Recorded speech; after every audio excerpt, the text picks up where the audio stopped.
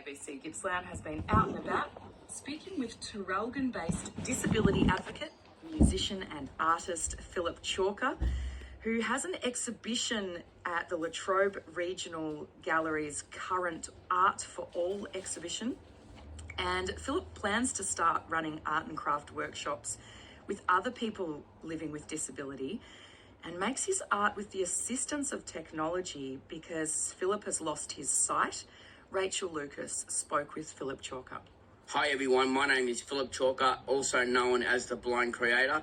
I live in Traralgon and I make unique tactile art and craft. Anything that you can feel, that the textures might raise or whatever, and different shapes. So here we have a wooden butterfly with glass beads. I put pebbles on them with the support of my support worker, because there are some visual stuff to make that nice and neat and all that. The wall hangers seem to be very popular. I'm selling up to my 9th one already. I've sold Christmas decorations, like made out of clay, Christmas decorations with strings that people can put on their tree, jewellery boxes, clay pinch pots with glass melted in them. The furthest that I've sold to is Tasmania. How did you lose your sight?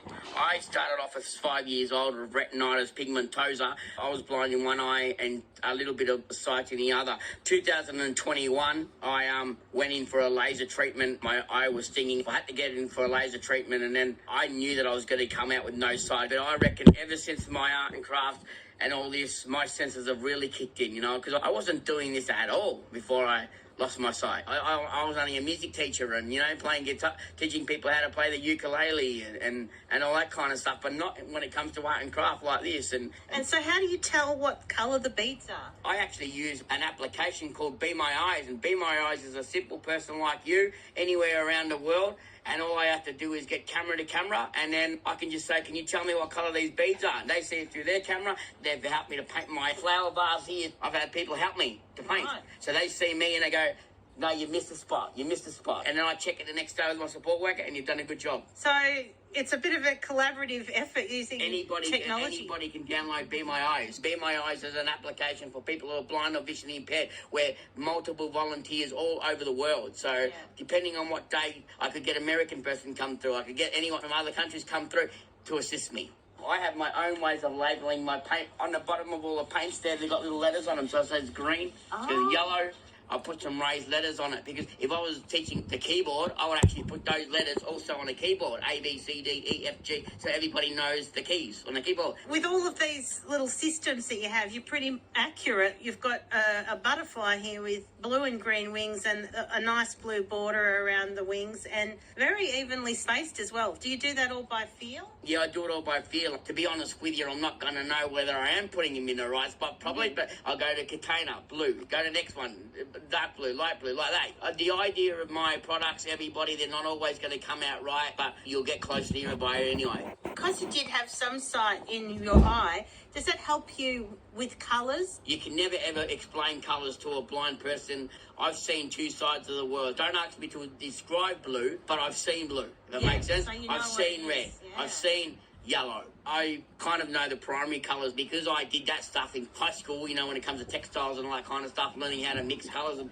I kind of had that in my head. But when it actually comes to mixing colours, I can't do that anymore, because that's where my support worker can come in, and I've got some little containers in there, and if I say, let's make it purple. If we don't know how to make it purple, we'll Google it. 2 parts red. I must say 2 parts white, 2 parts blue.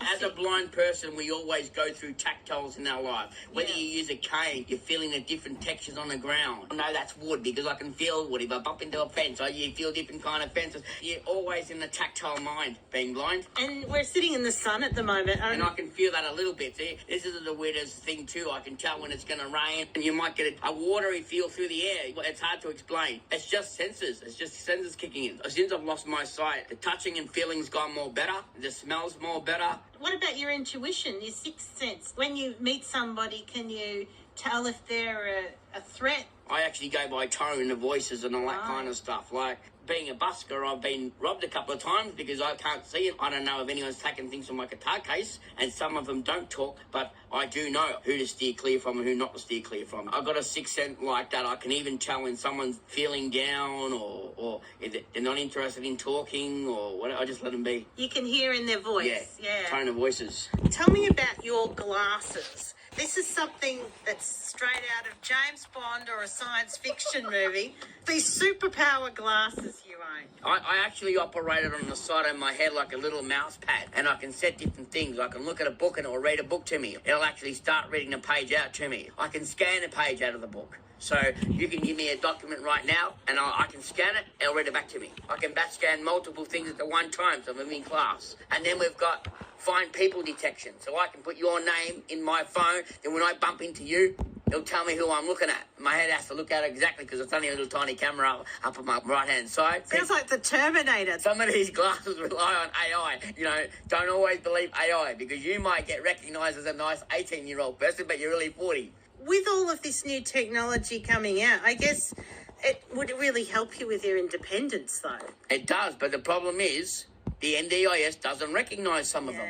My actual phone talks. You turn an accessibility feature on with its iPads and all, you've got a full-blown computer that's talking to me. I'm lost without my phone. It's my way of communicating. It's my way of socialising with people online, offline. I've got lots of devices. I can play games and all now just by using my voice. Everybody will know what Amazon Alexa is, which is an Echo device, similar to Google Home and all that kind of stuff. So you could, like, fly a plane or drive a car, maybe. Is that on the cards? Yeah, no, that's not. I'm going to say goodbye to the Teslas and all that kind of stuff. They come up behind you and you can't even hear them. Electric vehicles don't make a sound and that's dangerous.